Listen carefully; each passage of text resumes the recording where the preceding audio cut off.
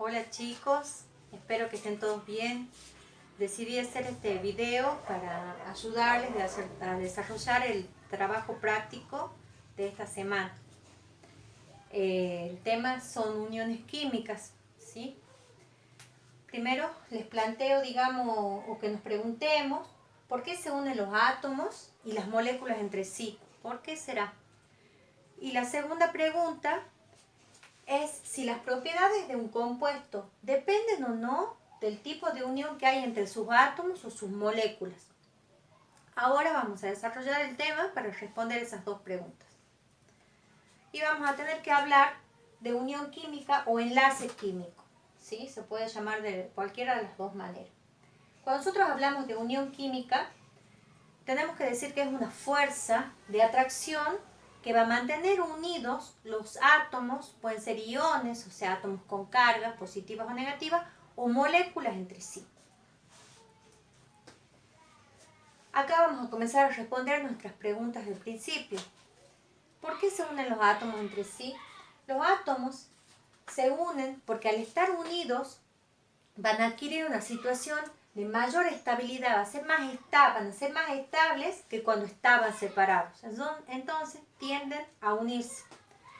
Y a continuación vamos a responder la segunda pregunta, y contestar que las propiedades de las sustancias sí dependen muchísimo de la naturaleza, de los enlaces que mantienen o las uniones que mantienen unidos los átomos.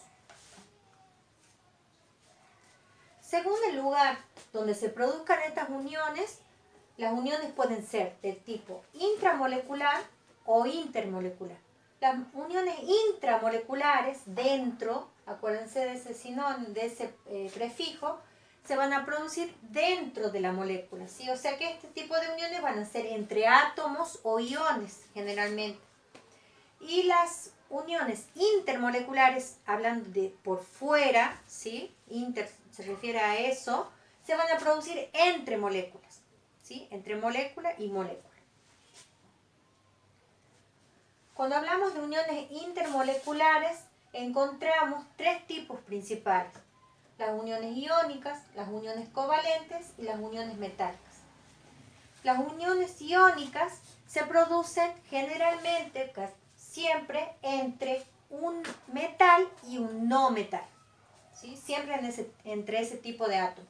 Ejemplos de estas uniones: cloruro de sodio, sulfato de cobre y todos los compuestos inorgánicos que ustedes conocen, la mayoría tiene uniones iónicas. Estas uniones les dan características propias a los compuestos que tienen ese tipo de uniones. Estos compuestos, por ejemplo, tienen estructuras cristalinas muy simétricas, sus puntos de ebullición son altos, ¿sí? El segundo tipo de unión intermolecular que vamos a hablar es las uniones covalentes. Estas uniones se producen entre dos no metales, ¿sí? Entre átomos de dos no metales. No metales, carbono, oxígeno, nitrógeno, ¿sí? Por eso yo aquí los ejemplos que les cito son el diamante, que es un alótropo, una forma, ¿sí? De carbono, el agua, que tiene hidrógeno y oxígeno, que también son dos no metales, el cuarzo, que es una variante del carbono, y el nitrógeno, que es una molécula diatómica con dos átomos de nitrógeno unidos por un triple enlace. Los compuestos covalentes, o sea que presentan estas uniones covalentes, son más bien amorfos, no tienen una estructura cristalina como los iónicos. Sus puntos de ebullición y fusión son bajos y bueno, tienen otras características, digamos que no vamos a entrar en mucho detalle. El tercer tipo de unión son las uniones metálicas, que entre qué tipo de átomos se van a producir, entre metales, solamente entre metales. Metales como por ejemplo cobre, hierro, oro, ¿sí? Los que conocemos en la vida cotidiana, presentan estas uniones metálicas.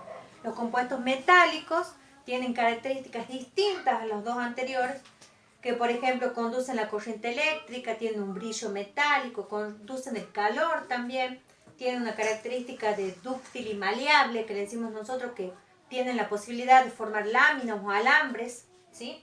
Características propias de los metales, debido a la unión que presentan estos compuestos.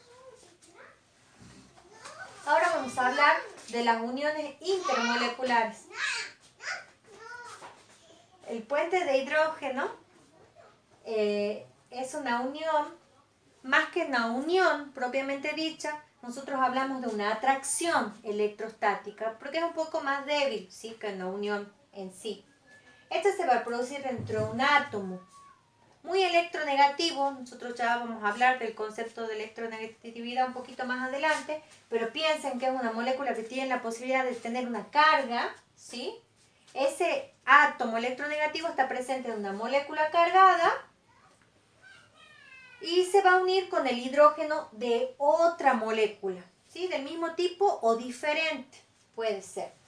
Esta atracción tiene la característica de que es una atracción muy débil, pero, por ejemplo, lo que pasa en el agua, que si todas las moléculas de agua forman puentes de hidrógeno, se forma una red tridimensional muy grande y todas las atracciones de puentes de hidrógeno suman. Entonces, la fuerza, la unión toma mucha fuerza.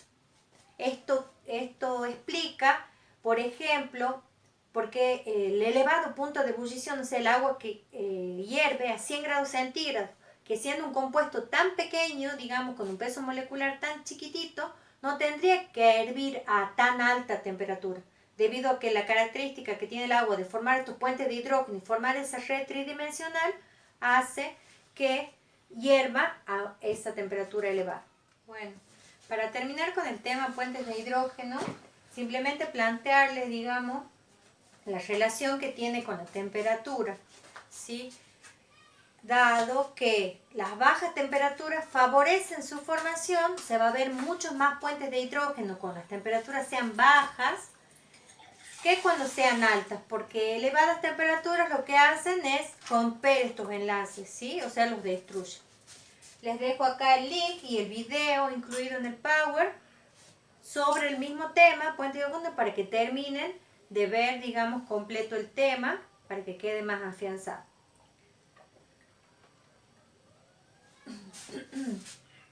Otros tipos de uniones intermoleculares son, por ejemplo, las uniones de Van der Waals. Estas uniones, o fuerzas de Van der Waals, también se las llama así, se establecen en moléculas que tienen la capacidad de formar un dipolo. ¿Qué es un dipolo? Un dipolo va a ser aquella molécula que tiene una carga positiva en un extremo y se carga negativamente en el otro extremo de la molécula. Esto hace que pueda unirse con otras moléculas del mismo tipo, siempre, fíjense, atrayéndose con cargas opuestas, sí, positivo y negativo, y forme redes tridimensionales. Este tipo de uniones son uniones bastante débiles, ¿no? Por cierto. Las uniones hidrófobas y las uniones electrostáticas son los dos tipos de uniones intermoleculares que nos faltaría de desarrollar. Simplemente decirles que las primeras, las hidrófobas, son atracciones de tipo no polar y que toman importancia para la estabilización de proteínas en medio acuoso, por ejemplo, y que las electrostáticas son aquellas que se presentan en una molécula que tiene una parte con una carga negativa y interactúa con otra parte de esa misma molécula que tiene carga positiva. Es decir, para aclarar un poquito, en la misma molécula se pliega sobre sí misma para que interactúe esa carga positiva y esa carga negativa, ¿sí? Darle a esto mayor estabilidad a la molécula. Pasa en proteínas también. Este cuadrito, simplemente para mostrarles la relación, digamos, de la energía que se necesita en realidad para romper estos enlaces, ¿sí? Se muestra el tipo de unión y la energía asociada a eso. ¿Qué energía asociada? La energía que yo necesito para romper el enlace.